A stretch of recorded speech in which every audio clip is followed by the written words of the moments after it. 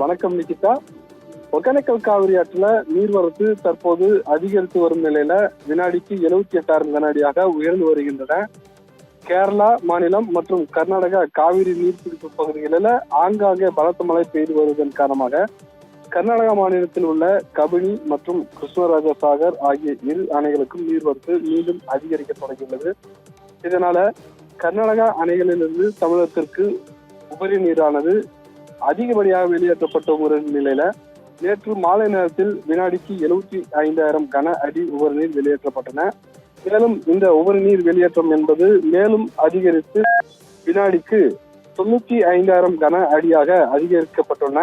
இதனால தமிழக கர்நாடக எல்லைப்பகுதியான பிலிகுண்டுலுவில் நீர்வரத்தும் இன்று காலை வினாடிக்கு 50,000 கன அடியாக இருந்த நிலையில படிப்படியாக அதிகரித்து தற்போது வினாடிக்கு 78,000 கன அடியாக உயர்ந்துள்ளன. இதனால் ஒகேனக்கல் காவிரி ஆற்றில் வெள்ளப்பெருக்கு ஏற்பட்டு தண்ணீர் பெருக்கெடுத்து ஓடுகிறது. இதனால் சுற்றுலா பயணிகளின் பாதுகாப்பு கருதி ஒகேனக்கல் காவிரி ஆற்றில் மற்றும் அருவி பகுதிகளில் குளிப்பதற்கும் பரிசல் சவாரி செல்வதற்கும் மாவட்ட நிர்வாகம் தடை விதித்துள்ளது என்பது தொடர்ந்து நீடித்து வருகிறது.